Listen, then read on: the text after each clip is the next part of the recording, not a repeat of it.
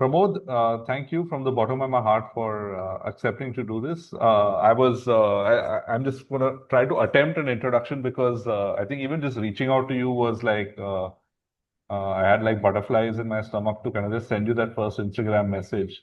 So I mean, I would encourage at least the students to check out Pramod's many personas. He's co-founder of the Jaipur Literature Festival.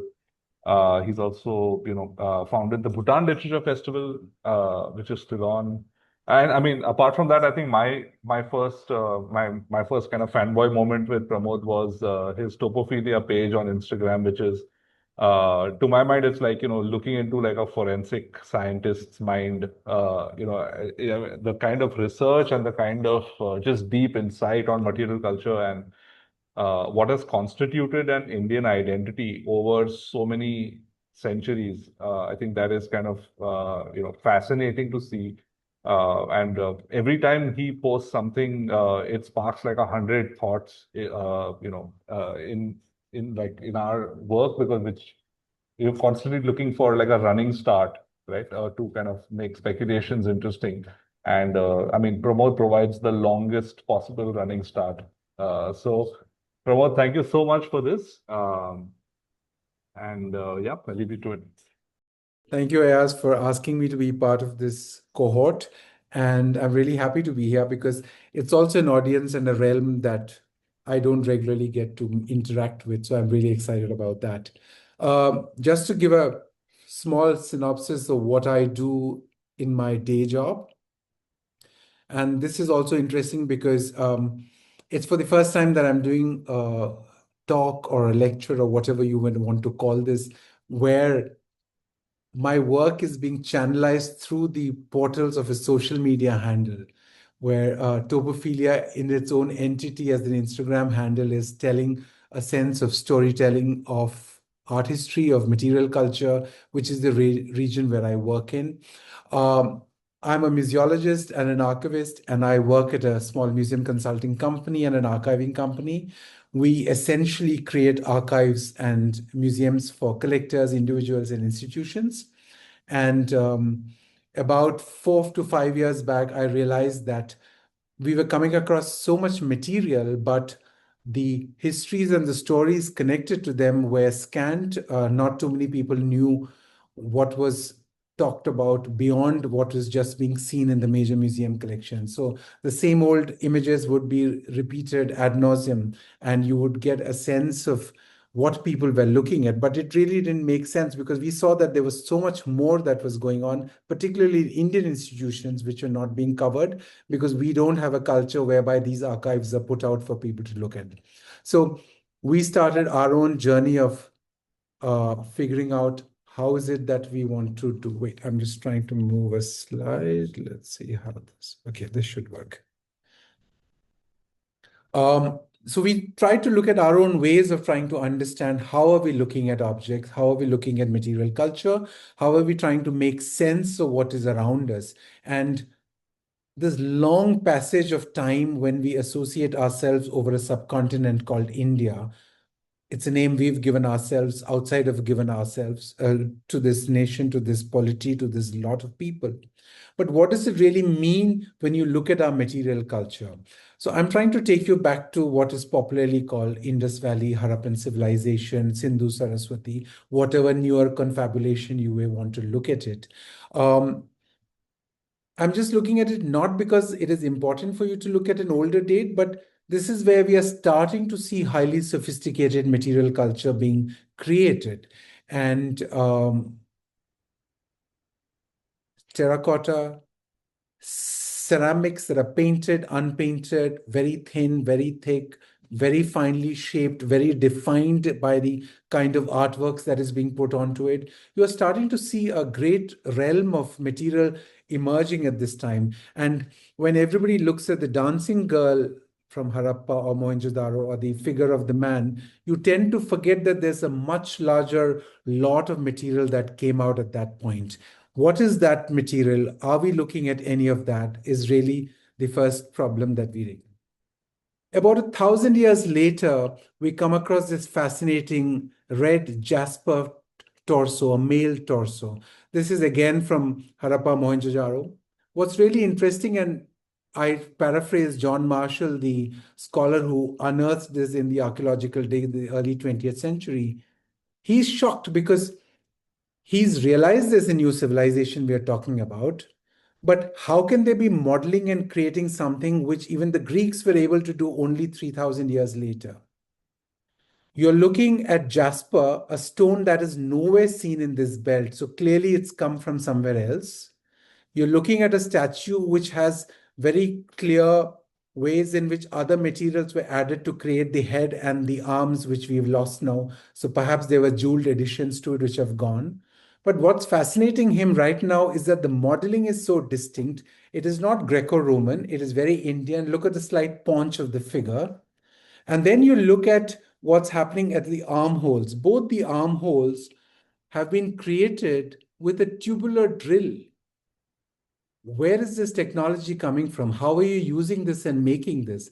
So for John Marshall, the fascinating thing is when he's seeing these kinds of model survivals is that why are we not aware of what kind of skill sets have gone into creating this? What is this culture that has not left behind large edifices, but highly sophisticated, smaller bodies of work? And across these slides that you're going to see, I'm only going to give you information by way of a rough time period. So you know how are we anchoring this to the time that we are in? If you really want more details by way of which institution it has come from, most of them are from Indian institutions. A lot are from international institutions. If you do go to my Instagram handle, and the only reason I'm using that is because Ayaz gave you the introduction that he reached out to me to look at this through my Instagram handle. So it's not because of my academic work, not because of my museological work in the field, but through this particular filter. And so I'm using that same filter for you to go back, look at this material, look at this information. And then we come to an interesting problem, which is that you're looking across the period of 5,000 years of Indian civilization, which we like to talk about. We call it Indian civilization because we've given it that name again. But there is a historic continuity of shapes and forms that exist across this time period.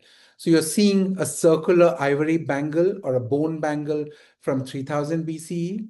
You're seeing one from the 1st century BC that is really 2,900 years later from Takshila, which is in the northwest frontier province, which is not necessarily part of India now, but part of the larger Indian subcontinent. And you're seeing a plastic denominated ivory takeoff from 1950, which is again of the same thing. One of the bits of information we now know is that across ancient Indian sites, it is the Indus Valley which shows a preponderance of bangles. You don't see that level of bangles in any other world culture anywhere else in the world. No other site has given you the sense and size and scale of bangles as we have found across these borders. So material culture, look at the forms. All of you have seen the Harappan lady, the dancing girl of Mohenjo-daro. She's got bracelets going all the way up one arm, right? So you're seeing that, you're seeing the material evidence, but you're also seeing the continuity of how this form seems to have carried on. So when we get asked to come in and look at archives, what is the problem that we face? And I wanted to give you a sense of the madness of archives. I'm just looking currently at one example of the City Palace Museum, Udaipur, one of the projects that I first started in, where we were encountering archives not just in the conventional format of books. These are what the pads and manuscripts that you see on the bottom left is something called the Hakikat Bahida. Hakikat Bahida means the daily accounts of the Maharanas of Mewad, how they are documented, the itinerary of what the king did from morning till evening, every single day of every Maharana, from the time these records are preserved in Udaipur, are kept on there. So you get a sense of the activity. Interestingly, his first activity is usually to go into the Jodhan, to go into the painting stores and evaluate and enumerate. When a new Maharana takes over, he's immediately going into the painting stores and looking at what kind of images does the collection hold. It's also called a Jodhdan, and I kept wondering for the longest time, what does it mean? Till one of our anthropologist colleagues said that Jodhdan means it gives you life because it affects your eye. It's giving you life. So it is enlightening for him also to be looking at the art from that region. So the importance given to that. But when you look at material culture, it's not always objects, it's architecture, it is murals on the wall. What you see on the bottom right is something which is in a mid 18th century structure painted within one of the extensive passages of this city palace complex. You see later structures, you see cupolas, you see domes. Our documentation exercise thus is not limited only to objects, but also to architectural fragments, because these tell you histories. And when you are looking at deep histories, you have to connect the many layers that come together in historic sites of this kind. I'm also giving you an example of a photography archive at the Palace Museum. When we first encountered, we realized that many of these boxes had not been opened for nearly 100 plus years. The air of the Lake Pichola had helped preserve many of these boxes. These rooms had not been opened. Multiple copies. You can see the way the piles are emerging. Carbon prints, early photography processes, platinum prints. You're looking at albumin prints of the very early types. Multiple copies which were printed from studio records, which tell us very clearly that these were then presented to either local gentry or to the British viceroys who were coming in. Photography came in to the world as a science by 1839, but by 1840, the first studios had opened in Calcutta. And within a very short duration, photography had spread across the subcontinent. And a lot of our early understanding of how structures are, buildings are, come from the images that we see in archives, which are now unfortunately spread across the world. Thankfully, they've been better taken care of in many places, but we do have some historic archives. Most of them end up being in places where the medium of photography was, in the early years, it was very expensive. Chemicals were expensive. You had to be somebody who was handling chemicals. Hence, early photographers, particularly the British ones who were here, were all doctors because they had easy access to chemicals. So some of the best photographers were doctors in the early years, and we have a lot of image making that comes from them. And go to other palace collections, you realize what a mess it is, because here you're seeing the vast levels of archival material, but the world has changed. Swords are not needed, loaded gun muskets are not needed. What do you do with this level of material culture? How does the Sheesh Mahal Palace in Patiala in Punjab up north deal with its material culture?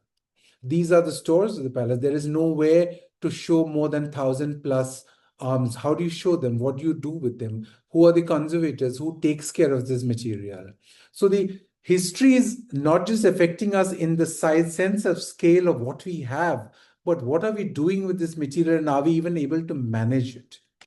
These are questions that come to us every time we are invited into an archive to look, see, and try and understand what kind of storytelling does India have to offer. And from this, I'm going to try and slowly move way and make way into understanding how we look at objects, the different kinds of stories and narratives that come to us.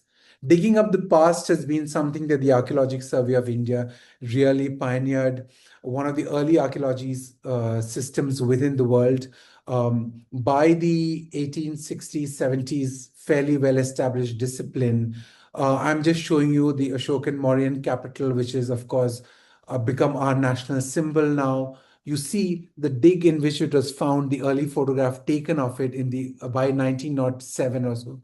I don't know if you can see, but in the right and the front figure, the pillar, the broken column in front of the right in the front of the frame has a lady seated there who's cleaning the debris. I don't know if you can spot her in the image. She's so part of the scene that you don't realize. So that also gives you a sense of size and scale.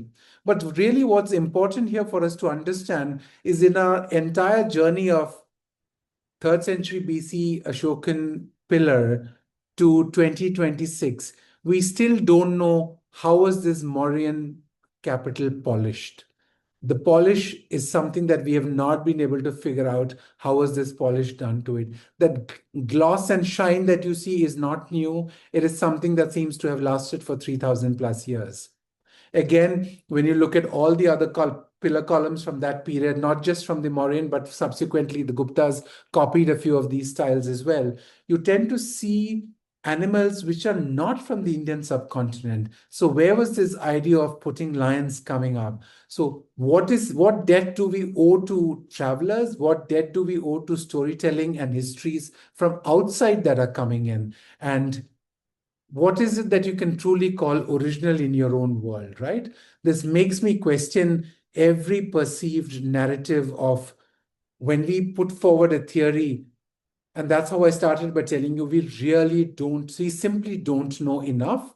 And we don't know with absolute clarity what it means to look and understand. This image is to give you a sense of the problem. Laureate Tangya in Gandhara, again, what is today Pakistan-Afghanistan border near Peshawar. 1896, the dig happens. Hundreds of Buddhas and Bodhisattvas are excavated. The funny story, they're all today in Indian Museum, Kolkata, at the other end of the subcontinent. This then is the problem of Indian art history. This then is the problem of Indian material culture. Found in one place, taken to another part of the world, taken to another nation, taken to another part of the subcontinent. Whatever was documented, you have a sense of history, but in many cases, we have no proof, no provenance of what went where. Records exist, but access to records is again a nightmare. This image is to just tell you that today we are able to piece together a lot of these thanks to archaeological records of this kind. So when I look at material culture, for me, it is not just the object, but the entire dig, the entire history of what kind of information came in. Biographies, a lot of these people who were working on these digs that also tell you, how do I put together the story of the history of objects within the Indian subcontinent? And then let's look at very fine magnified objects, gold ornaments from about 150 BCE, from the Shunga period, what we call Shunga. These are all at the Met today in New York. Look at the granulation. They're of a quality and a scale that is unrivaled anywhere across the world. You see the early Greco-Roman effects and you'll get a sense of the fineness of this. You see this in later time periods in the Middle East. You see it in Yemen. You see it in Syria. But technology seems to have been universally liked. It's just that our shapes are very Indic. They're very designed to be used. These are all earrings and beads, beads that were strung together in different ways. We don't know how they were totally used. There are some sculptures which give you a sense of their usage, but we are not necessarily able to give you a deep history of it. It's 3,000 plus years again, but do we know much more than the fact that we have an object in front of us? We've postulated, we've matched it with other objects, and we are looking at sculptures from that time period and inferring that this is also of a related time period. So the sense of inference of Indian art history and material culture starts from very early on. And I come back to this again and again. Again from Gandhara, the Bimaran casket, which was a casket with the Buddha's relics that was found in and around Peshawar. This is important. This is now in the British Museum. It's very important because this is one of the first images where the depiction of the Buddha is seen in this format. So the slight modeling and the Greco-Roman effect has come in. You are seeing a figure, but this is possibly considered one of the first signs of how the image of the Buddha is being depicted. And the steatite casket that you see on the extreme right next to the gold one, was the box inside which this casket was found with the relics within it. Do remember that a lot of the relics were redistributed by Emperor Ashoka and his cohort nearly 200 or 300 years after the Buddha's passing. These were rearranged and separated. We have a lot of text, Brahmi text, which tells you on the casket, and you can see some of it here, which tells you which group of people put what in. But do we have a full picture of what moved where and how? We don't really know. There are lots of numbers given that he separated and spread them across the subcontinent or wherever he was ruling in 20,000 places, 80,000 places, 800 places. We still really don't know because different Buddhist accounts tell us different kinds of work. But what we see, if we start seeing evidences of architecture here, we are seeing decorative design of a different level coming in. Around the same time, within that same century, early Kharoshthi inscriptions in silver. What you're seeing above is the inscription translated in the National Museum in New Delhi. Below is the fragments. This is basically telling you about not the Bimaran casket, what you saw here, but a similar casket where the Buddha's relics were saved. But this note tells you which disciple gave this to which group and how it was put forward. So it is a note recording the act when a Buddhist monk has put this forward into a relic. So these are the early evidences that you start seeing here. But what's interesting here is that along with the picture, the use of text is coming in as well. So material culture is very interestingly looking at this. And this is when I want you to start looking at what are we moving away from. We are talking about the Indian subcontinent, but some of the earliest sculptured heads, these are all only the heads that you have, are actually of non-Indian people.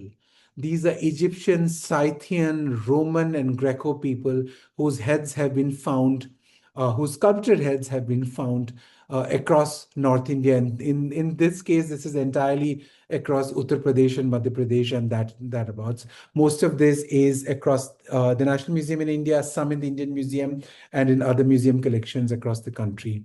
So clearly, people were coming and going, transit was happening. The globalized world is much older than we realize it. And the skills of the sculptors are very acute. The detail is captured in great fidelity.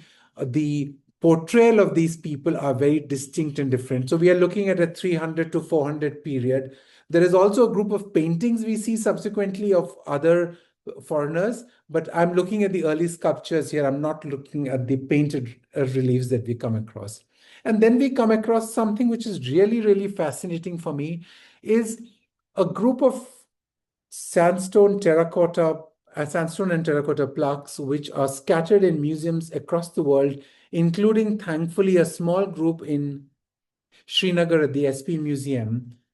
And for the longest time, there was a talk that this was a group of ascetics from the Buddhist tradition, from the Jaina tradition. We had no clue what this was till I stumbled across a photograph of an archaeological dig from Harwan in Kashmir, that is above Srinagar, which tells us that these terracotta tiles actually lined the floor of a structure.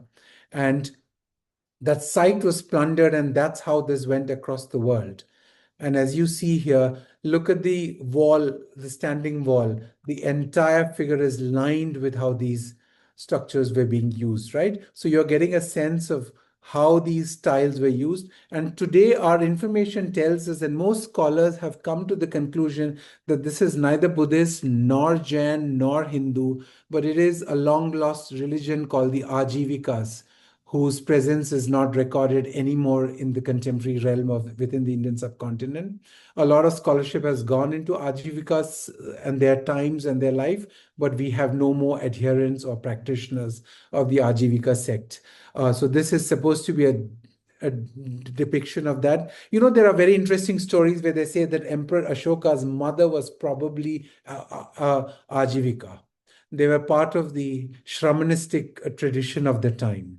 But again, speculation, we don't know for sure. I'm taking you to related time periods, looking again at the first millennium. We're looking at a silver tray from the Kurukshetra region, the Thaneswar Mahadev temple. This is supposed to have come out of there. A depiction of Holi, where you see men and women applying color to each other. Very early, silver. The back of the trough has elephants in procession. Again, a scene so indic because only somebody who's looking at this region and seeing elephants will be able to depict this with this fidelity and sense of naturalism. Do remember, we forget that all the major pilgrimage sites in and around this region, Kurukshetra, Haridwar, all of these were major uh, trading cities where cattle, horses, and elephants were traded and sold. So a depiction of this is not unusual to be seen here. But what's also interesting about this is the provenance story. This actually came out of Nicholas Roerich, the famous painter's collection, and now it is in the Cleveland Museum of Art. So the collectors who've held on and treasured these objects, their stories have now intermingled with the histories of the object itself. So there's a great layering of storytelling which is happening at the same time. So am I excited because it is from the region of the time, a very early survivor of silver utensil? Or am I excited because somebody of significance held on to this object and decided that it was worth keeping? These are questions that frequently come up to us when we are examining material culture in some form or the other. And then, of course, the most celebrated pieces from the National Museum of India, the earliest depictions of the Ganga and the Yamuna from the Gupta period at the National Museum. These are in terracotta. They're giganormous. They're nearly 5 to 6 feet tall. They're massive. They're in fairly derelict condition inside cases within the National Museum. Most people pass it by. It's not particularly well lit. But the iconography of Ganga and Yamuna is very important. Yamuna is the figure on the right. You see them on their vahanas. One is on a crocodile, one is on a tortoise. The one is also supposed to be not necessarily the crocodile, but could be the Ganges Gadial also, because that was a aquatic creature which is supposed to be emblematic of the river. And so the Gupta period starts showing us a lot of very, very interesting early large-scale sculptures. I also now digress slightly by showing you objects that are not in the country but are very important. When everybody talks about repatriation of goods, of bringing in important artworks, the story is usually of the Kohinoor. I couldn't care less whether the Kohinoor came back to us, but I would want the Sultanpur Buddha to come back. Unfortunately, today he's called the Birmingham Buddha because he sits in a museum in Birmingham. He's 7 foot tall. You can find the image of when he was discovered by the archaeologist standing right next to him. You see a sense in the scale of this statue. A vast bronze sculpture made by between the 5th to the 7th century in this scale and magnitude. We have no comparison, no comparable example left in the Indian subcontinent. Now, this is something that I would fight to bring back to the country. Also, to give you a sense of scale, when it is being moved within the gallery sometime in the 70s, you can see how it is being hauled. The size and the scale. Also, look at the foot, look at the detailing of it. Look at the technology that went into create this cast bronze sculpture and how absolutely magnificent this is. This came from Sultanganj, which is in Bihar. And then within that time period of 1,000+ years in the first millennium, in the early centuries of the second millennium, I'm deliberately using these words because we look at centuries, we don't really look at millennium and look at deep time, right? We have to try and understand, how does art change over a period of 100 years? How does it change in decades? How does representative examples change in millenniums? What kind of technologies are changing? Is size and scale changing only? Is material changing? Are we also looking at depth of detail getting added and removed? So these are kinds of conversations that material culture forces us to, if you are looking at them in isolation, if you're looking them with other objects. You're seeing a mixture of Jain sculptures, Hindu sculptures, and Buddhist sculptures. The one on the extreme right is from the ancient educational center of Nalanda.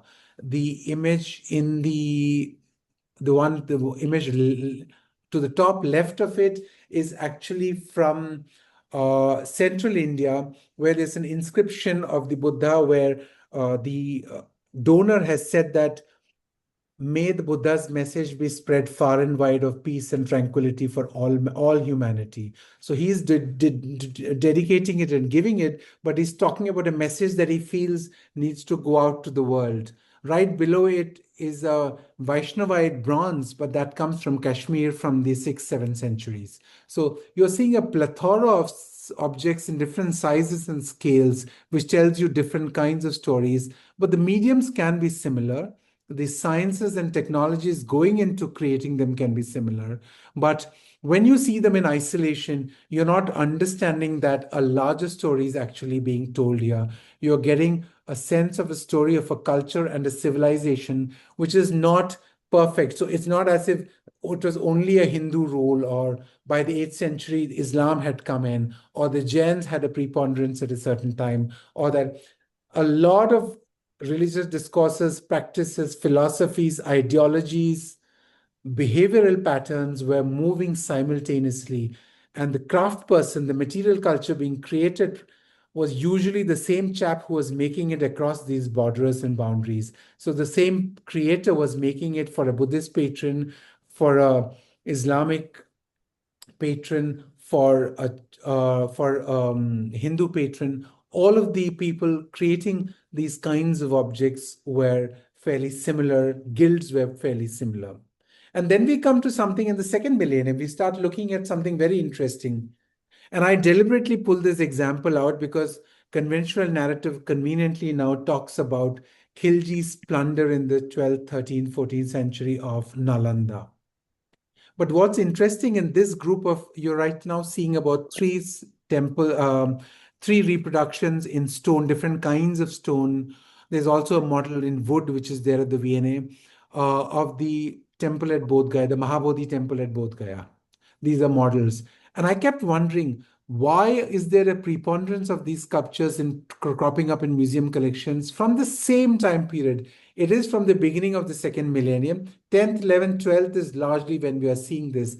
And then I looked at other scholars who've done a lot of interesting work on this, particularly John Guy, who's now at the Met, of course.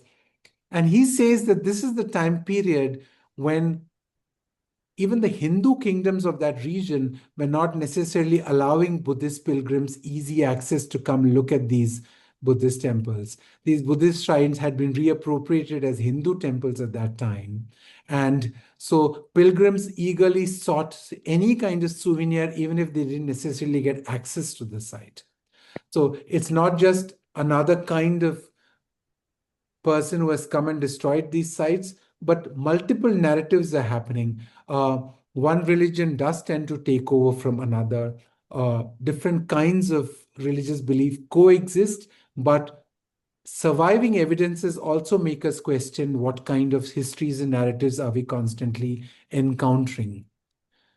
By the time we get into what we look at the middle of the second millennium, when the beginning of the modern age for some, the late medieval for somebody, it's very interesting because the outside world is recording India's presence, not just from now. We've, of course, seen major examples before also, but I'm looking at something which really fascinates me. This is far in the east. We are not looking westwards anymore. We're looking at Japan, and we're looking at the so-called whose sleeves, a famous parable in Japanese art where they created these early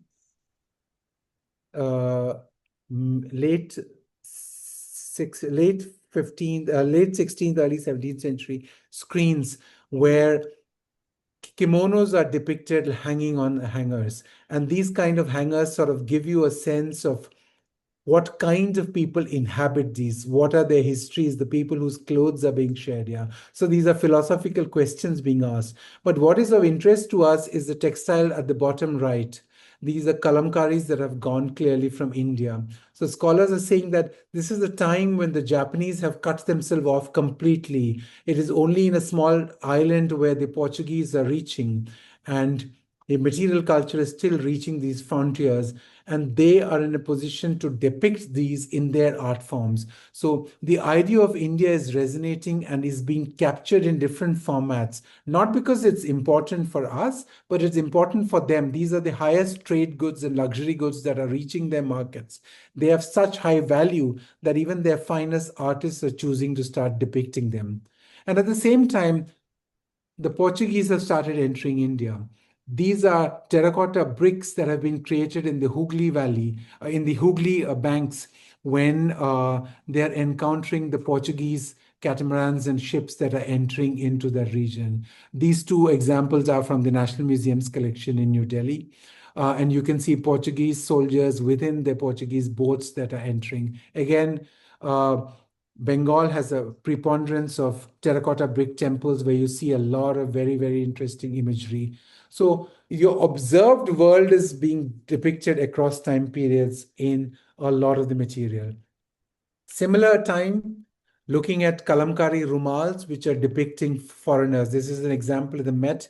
I'll show you details to get you a sense of the Persianate culture, which is taking on the Dakhan, which is where the kalamkaris were being created, was of course hugely influenced by the Persianate world. You had Persian adventurers constantly being employed by the Dakhani sultanates. Even Vijayanagar had some of them working for them. This is across the 16th, 17th centuries when a lot of these people came, and their depictions were them. We also now know that India produced textiles for the East, for the West, for Africa, for all parts of the world. So while there was a healthy trade of textiles being created for Thailand, for Korea, for Indonesia, for Japan, similarly, textiles were being created for the Dutch market, for the Portuguese market, for the English market, the French market, and in the 19th century, even for the American market. So textiles of all denominations were being created. So you had material culture that is flooding not just from here, but being taken across the world. And it is in the Middle East that they show up in vast quantities. The middling qualities of material are showing up in the Middle East in a very many ways. We now come to our early storytellings of myths from the Indian land. You talk of the Ramayana, you talk about the Mahabharata. What is interesting is that most of these material culture depictions boxes, all of these four cases of different kinds, one is in the Bidri technique, one is wood painted from Odisha, one is carved wood from Mysore and Tanjore, and the other piece is possibly from Punjab, the brass. These all depict scenes from the Ramayana, different episodes from the Ramayana. These are from different time periods from the 17th to the early 20th century. And this tradition continues. All kinds of passages, narratives, smaller bits of the mythologies are captured in different art forms within the country. Not only are they performed, they're also enacted and depicted in different material cultures. And this wealth of storytelling has added another layer and dimension to these myths. So you have localized traditions. Sometimes you'll see a depiction that I may not know if I'm from Kerala, but if I'm from Kashmir, may have another depiction that is seen in the arts around me. So sometimes our ways of identifying these histories also come from the depictions that we see, which are very unusual to what we may not have seen elsewhere. And then newer kinds of material culture. Glass became a huge fascination. Its use in courtly culture became very important. But with improved technologies, look at the way Indian craftsmen were able to fashion glass into different kinds of artwork for everyday usage and also, of course, for courtly usage. And don't miss what seemed to be revitalized and repurposed gin bottles, which were clearly coming in from the Dutch and the Portuguese trade networks. Look at the fascinating amount of painted depictions, cut etched depictions that you're seeing across these scenes, but on beautiful opalescent glass, translucent glass, opaque glass, all kinds of glass technologies. So art form, technology, and the sciences are moving together. We don't know too much about glass technologies yet, but a lot of younger scholars, especially people like Tara Dasjarzer, from whose book I've taken many of these images, a lot of remarkable scholarship is coming through now. And then what is being depicted and seen in this kind of material culture that we're looking at. Look at this painting from 1730, Raja Samsher Sen of Mandi. The king is at the apogee of a pyramid, right? He or she is not somebody that you can touch and encounter. But when does the common man touch the ruler? How is this even permissible? What is happening here? These are some of the kinds of problems we encounter when we look at visual culture. We are trying to understand what kind of stories and histories are they passing down to us. This is the consecration. The king is being anointed before he is crowned king. This is part of the pre-photography, a painted depiction of his initiation into the entire rite of passage before he is crowned. This, you can see the Brahmin priest worshipping. You can see the other Brahmin priests bringing in sacred water in pots, which will probably be poured over him. Here he's being anointed with sandalwood and oils and perhaps perfumes. You can see he's a radiant king because even though he wears a loincloth, he has an impeccable necklace around his neck.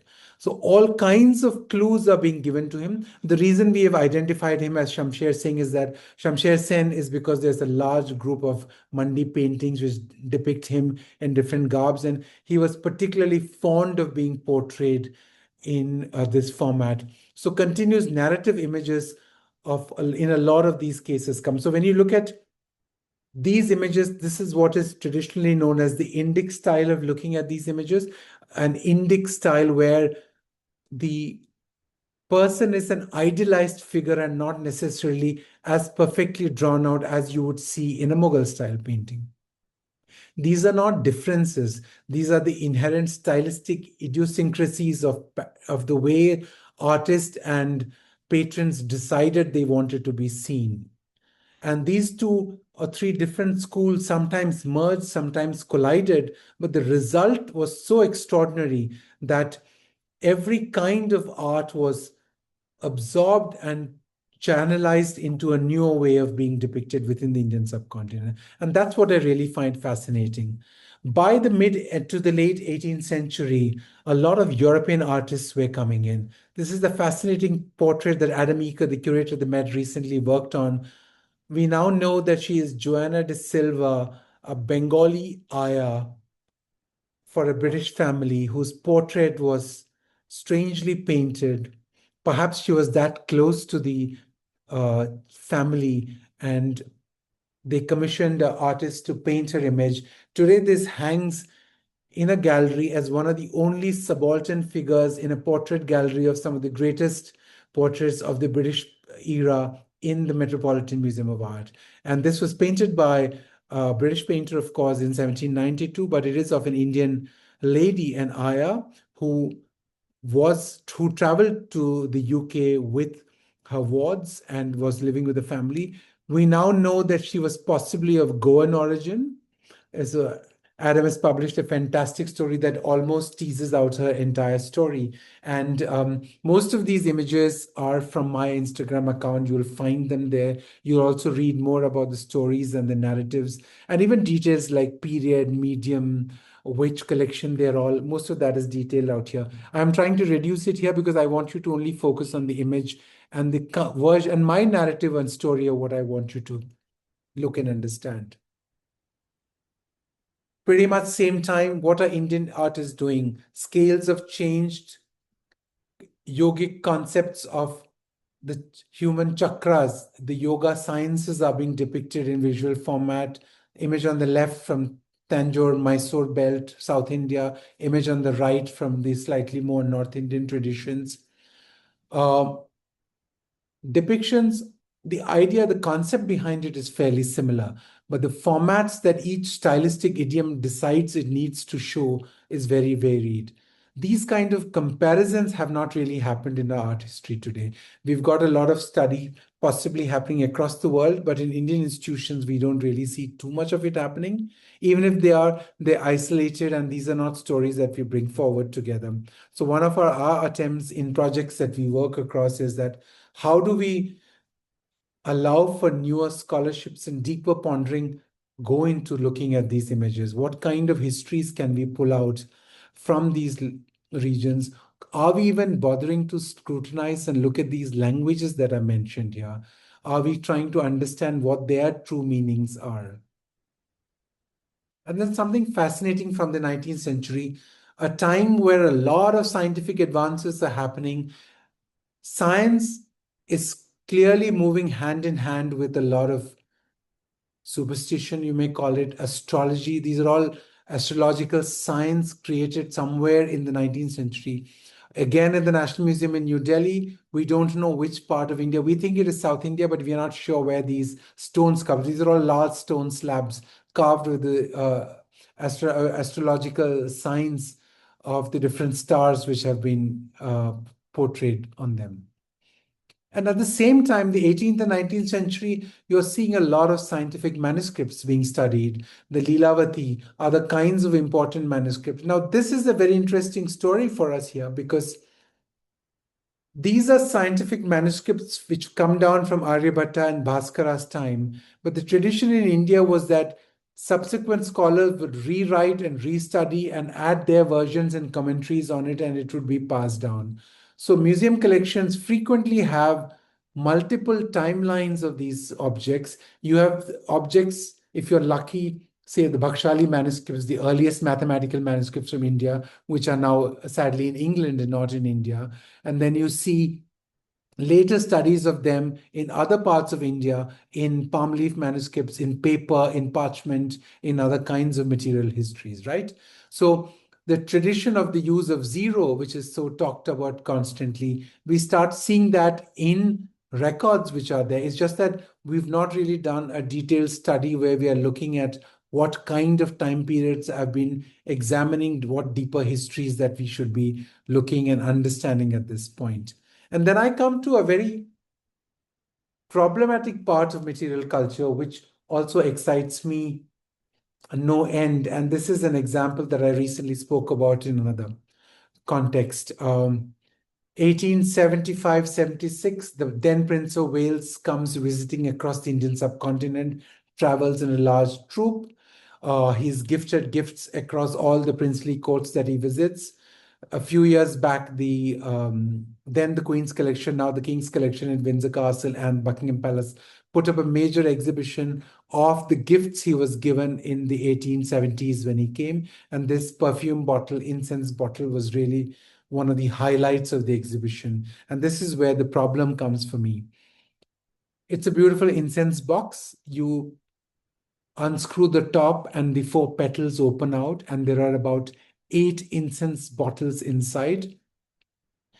The Prince of Wales was gifted this by a Maharaja of Jodhpur, which is fascinating because this box is not made in Jodhpur. It's possibly done in Bengal or Orissa. You could argue that because the Maharaja of Jodhpur possibly went to Calcutta, which was then the head of the place where the Darbar was held, and he gifted him this. But it kept coming back to me that why would the Maharaja of Jodhpur give a box which is not from his region to the Prince of Wales? Because everybody tried to put forward the best foot on their arts and craft, and that was really the domain. And that's when the limitation of material culture hit me, because what we are looking is not the gift, but the packaging.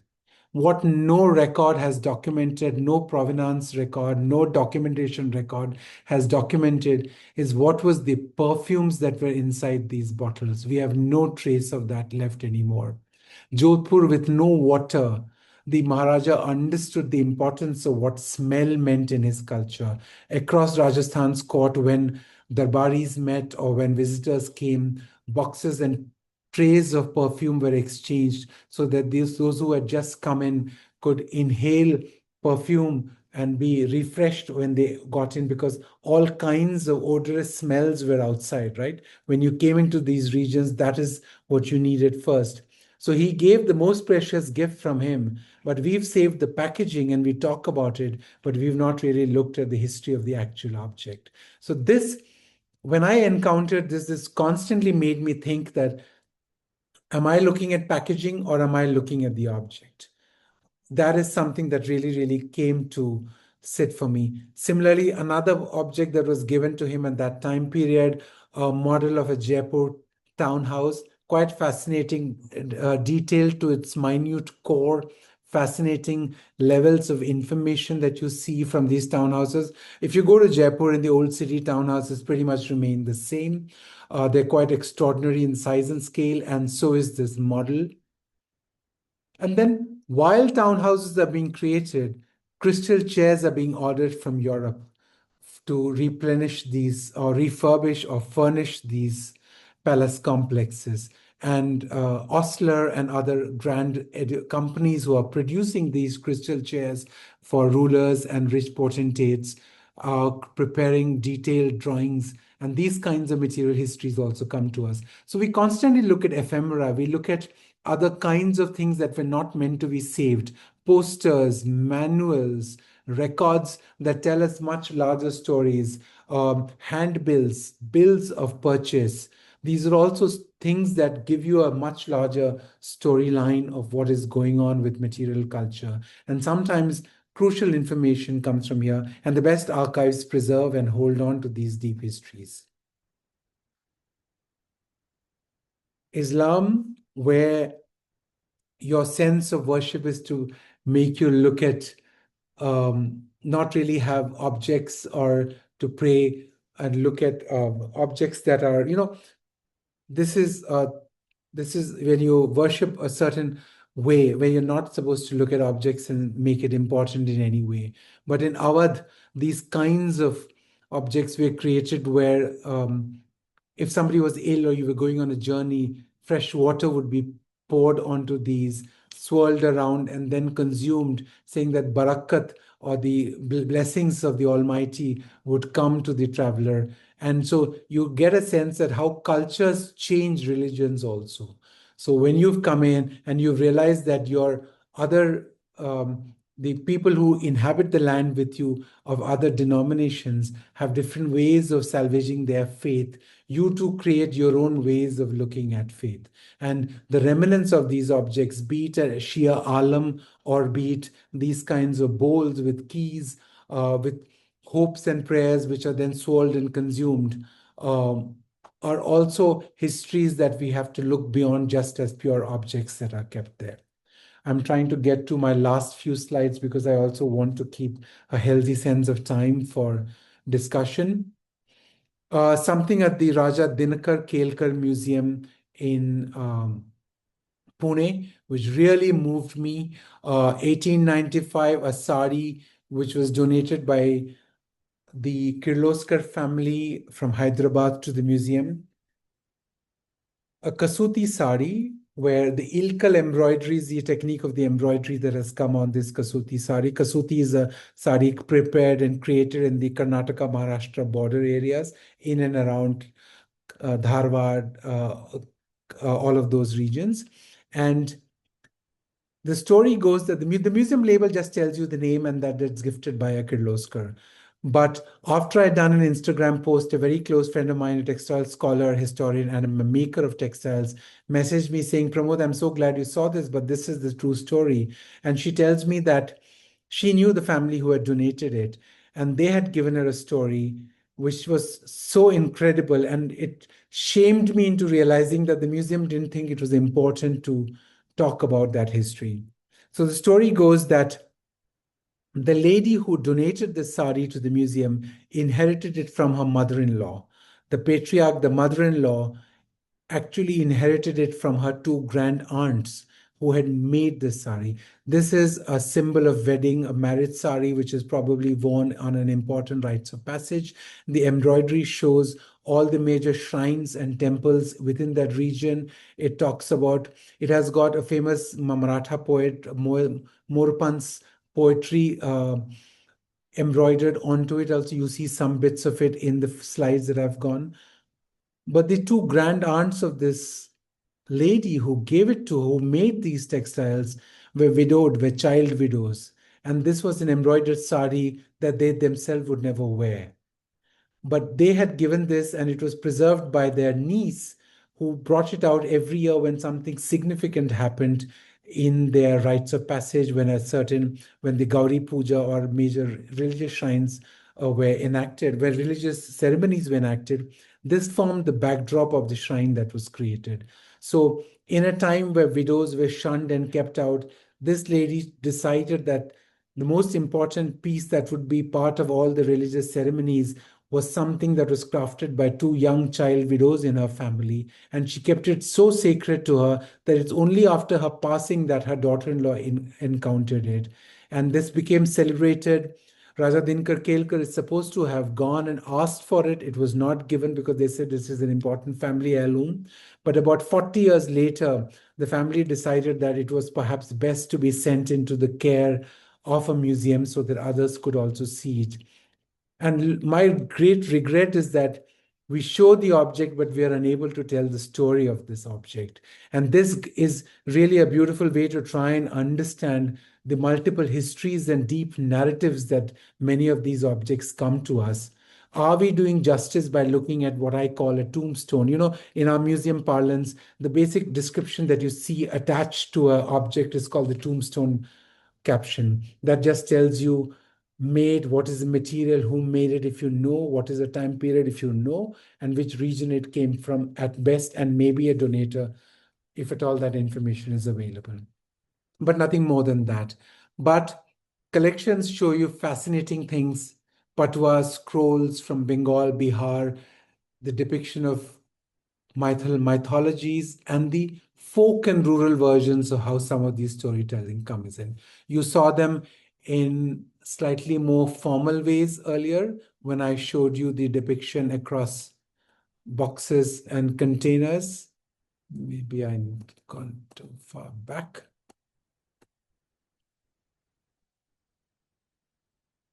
I just want you to understand that these depictions from the 17th to 20th centuries are continuing in a huge time period. You are seeing same kinds of depiction. The medium might change, the region might change, the style might change, but the stories being enacted, the histories being told are truly deep in so many ways, and they're coming down to us in this time period. Look at the depiction of people, how that has changed. European modes of the hookah is still being needed, but the hookah which is placed on the floor is problematic for a lady sitting on a chair. So you now need a maid who has to hold it up. Chairs are important. The English Babu or the Sahib has told you that a chair or a plinth seating is ideal if you are rich. So the gods are suddenly, Parvati and Ganesh are propped on a chair. And that is now being visually captured. Most dancers carry the balance of time with them, the sun and the moon on their head. All Bharatanatyam, Kuchipudi, other classical form dancers most of them, you will see this on their foreheads. You'll see this on their heads, on their hair depicted. To capture the day and the night, the cycle of time that changes, the dancer enacting and creating time within their own. So what kinds of time are objects telling you? Not just capturing of time, but time as intrinsic to your life.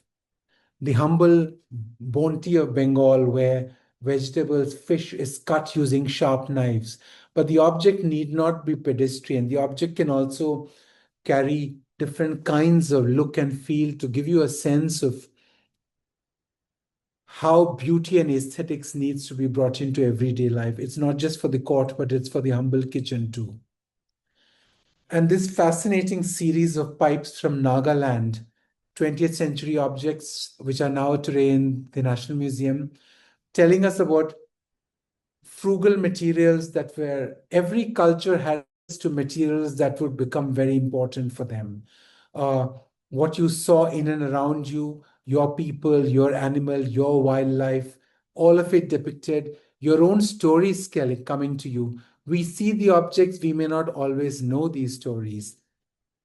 And a poignant image of the Ramnami group from Chhattisgarh in India, where they were denied access to temple, and their innovative way was that they would tattoo their entire body with the name of Ram. So if Ram is on my skin, how do you take Ram away from me? I'm not allowed into temples. I will make the temple, my body, the temple.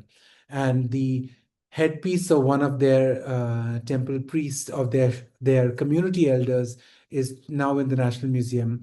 And that is what you see on the left. And the image on the right is from a tourism website which promises you a tour of authentic ethnic India if you travel with them, and you get to see what these cultures look like. So material culture in different ways being continued and moved on. And I think this is possibly one of the last images. Um, the famous modern Indian artist Jamini Roy, his crafted work on glass, which is now with the National Gallery of Modern Art. On glass, you can see his figures, the Jamini Roy paintings, the what we call popularly as the folk Bengal Patwa style, but you see this on glass on a different medium. So material culture frequently brings objects to you from celebrated masters in mediums and ways that we didn't really know they exist. And look at the entire circle of material culture. My Shunga sculpture, tiny piece from the 3rd to 4th century BCE, almost identical to Mrinalini Mukherjee's great sculpture, 6 feet plus, from the 1980s, now being seen at the Met or any other big example. 2000 years of Indian continuity of form from Shunga to today. I mean, look at the continuity of form and the human imagination, the artistic interpretation, and how similar, one in jute and hemp, one in clay and modeled. And I leave you at last with Paul Pelliot's image, a famous plunderer, explorer, whatever you may want to call him, when he first went into the cave, what they call the library cave at Mogao at Dunhuang in China. Look at the manuscripts and how he found them in these hidden caves. And these were the manuscripts that were plundered and taken across the world. So for many of the world's population, he's an archaeologist, a great scholar. He's also a looter at the end of the day. Don't forget that. But also look at the problem when you encounter a culture, when you see caves that have been locked up for hundreds and thousands of years, you come across this huge group of material culture. How do you even begin to fathom to make sense of another world? And that is the problem that we encounter almost on a daily basis as we are working through these histories. And are we even able to get a small bit of this? The question is out there. And that is what I hope this session will allow us to think through. Thank you.